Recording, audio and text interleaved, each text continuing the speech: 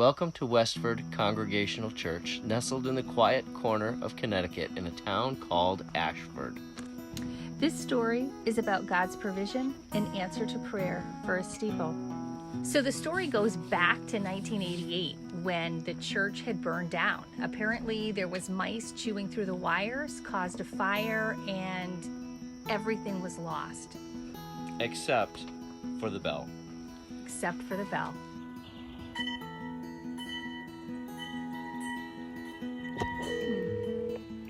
Hello? Hey Charlene, it's Tess. I had a couple questions in regards to the history of the church. Can you tell me when the church burned down?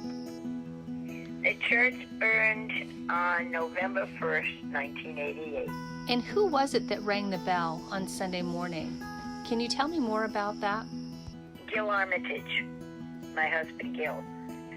In fact, that bell brought people to the church. We had several people come and attend church because they heard that bell across the valley. Matt, Tess, you two lead our prayer ministry here at Westford. Can you explain to me how prayer connects with God's provision for the steeple at our church? So the bell was found in the back corner of the church office, just sitting there on the floor, and the questions were raised about where it came from, why it was there, and what the history of it was, which rolled itself right into the prayer room, and the idea was birthed there about, wouldn't it be really cool, Lord, if the bell got installed again? And wouldn't it be really cool, Lord, if we had a steeple on top of the church? It took about 2 years of praying, and one of our members of our congregation came forward and volunteered to pay for the steeple project. The next step was to get the church's approval for the project. We formed a steeple committee, and once our research was complete, presented the ideas to the church.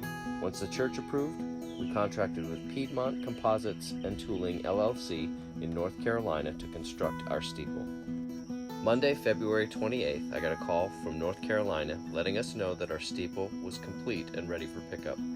So Monday night when I got home from work began constructing a frame on my landscape trailer that would carry the steeple home from North Carolina. My son Ethan and I left on Tuesday, March 1st, later than we wanted because we ended up having to replace the lights on the trailer, and headed to North Carolina to pick up the steeple.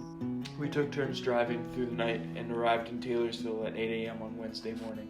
Weighing in under 100 pounds, our steeple is one of the smallest ones that Piedmont builds. The size of the other steeples in their warehouse was impressive, but the sight of our little spiritual Scud missile mounted on our trailer was the most satisfying sight we saw. We finally got to sleep when we got to the Howard's house in South Carolina. After staying with our friends, we got back into the truck before first light and headed home to Connecticut with our little spiritual Scud missile in tow. 13 long hours, only stopping for gas and food. And for traffic on the Merritt Parkway. It was an exciting time to be a part of the welcoming committee as Matthew and Ethan pulled into the church parking lot with the steeple on the back of the trailer. While the steeple waited patiently in the narthex, construction began on the roof and inside of the cupola, where a structure was built for the foundation of the steeple and of the bell. During this phase of the construction, we identified water damage inside of the cupola. Since assessing the roof damage and possibly replacing the roof would definitely take several days, we decided to build our own scaffolding and our own crane instead of renting a lift and hiring a crane. Weather cooperated for most of the project. However, there were a couple of rain days, and on one of those days in particular, Jerry and I mounted the bell to its foundation and rang it for the first time. All right, Jerry, give it a ring.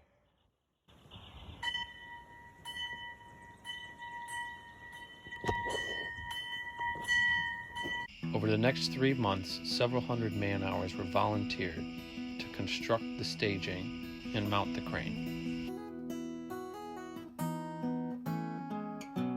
Several pulleys were built into the boom of the crane to guide a rope through it to a capstan hoist mounted at its rear. Once the boom of the crane pivoted to its vertical point, we were able to use a ratchet strap to anchor its base back to the structure that it was mounted to, which then enabled us to lower the steeple down into place. The first test pick with the crane was done with a bag full of cordless tools, and it was one of the most exciting moments of the entire project for me.